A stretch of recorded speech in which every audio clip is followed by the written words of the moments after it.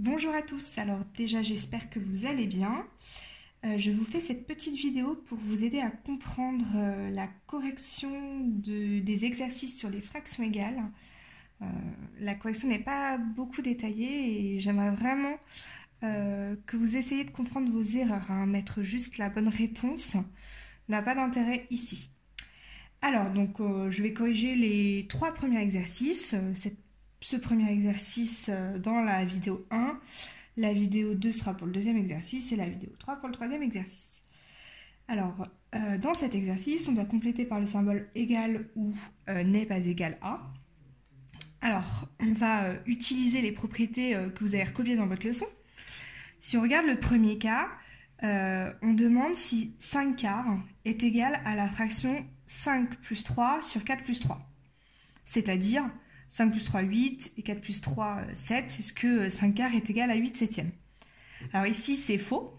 Pourquoi? Parce que des fractions sont égales si on multiplie ou on divise par un même nombre le numérateur et le dénominateur. Or ici, on ne multiplie pas, on ne divise pas, on fait une addition. Et ça ne donne pas des fractions égales. Donc ça, c'est différent. A l'inverse, dans l'exemple numéro 2, on a pris 5 quarts, on a multiplié le numérateur 5 par 3, on a multiplié le dénominateur 4 par 3 aussi. 3 est bien le même nombre, donc 5 quarts, c'est bien égal à 5 fois 3 sur 4 fois 3, c'est-à-dire 15 douzièmes. Donc ça, c'est bien égal. Dans l'exemple 3, on a fait aussi des multiplications, mais si vous regardez, on ne multiplie pas par le même nombre. C'est-à-dire que le 5, mon numérateur 5, je le multiplie par 4, alors que mon dénominateur 4, je vais le multiplier par 5. Donc ça ne marche pas. Ce ne sont pas des fractions égales. Et en fait, 5 quarts, c'est pas égal à 20 vingtièmes. 20 vingtièmes, c'est égal à une unité et pas 5 quarts. Alors, on regarde l'autre exemple. 44 55e, il faut savoir si c'est égal à 4 cinquièmes. Autrement dit, est-ce que je peux passer par une multiplication ou une division d'un même nombre 4 et 5 pour passer à 44 ou à 55, ou vice-versa d'ailleurs? Eh bien en fait, oui, ça c'est vrai, c'est bien égal, parce que si je multiplie 4 par 11, ça fait 44. Je multiplie dans ce sens-là.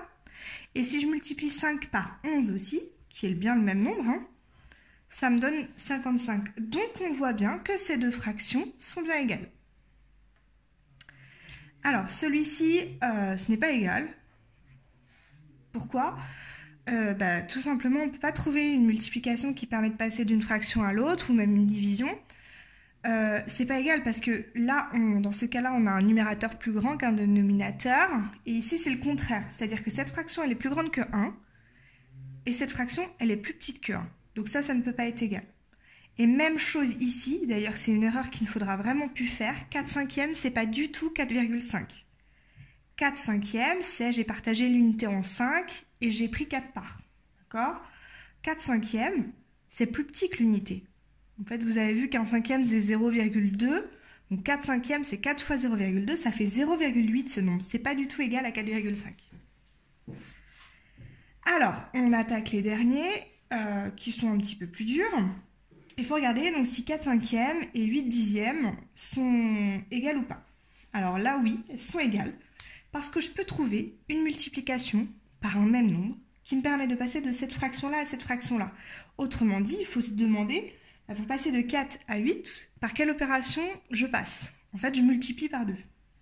Et est-ce que je multiplie bien par 2 en bas? Est-ce que 5 fois 2 égale à 10? Eh bien oui. Donc là, on a bien deux fractions qui sont égales. Alors, dans ce cas-là aussi, on a bien deux fractions égales. Pourquoi? Parce que 4 quarts, c'est une unité. En fait, je coupe ma pizza en 4 parts, je mange 4 parts, j'ai mangé toute ma pizza, j'ai mangé l'unité de la pizza. 11 onzièmes, c'est la même chose. Je prends cette même pizza. Cette fois-ci, je la coupe en 11 parts égales. Je mange 11 parts, je mange toute ma pizza. Donc ces deux fractions sont égales, elles sont toutes les deux égales à 1. En fait, si on a le même nombre en haut et en bas, sur mon numérateur et sur mon dénominateur, cette fraction-là, ça représente le nombre 1. Alors, ici, on va regarder ce que ça donne. Alors, ici, il faudrait essayer de regarder cette fraction. C'est 36 huitièmes. C'est-à-dire, si j'applique ce que vous avez déjà vu précédemment, c'est une fraction, mais c'est aussi une division. C'est 36 divisé par 8. Or, si j'effectue 36 divisé par 8, ça ne fait pas 4. C'est 32 divisé par 8 qui font 4. Donc ça, ce n'est pas égal. C'est différent. Donc voilà pour l'exercice numéro 1.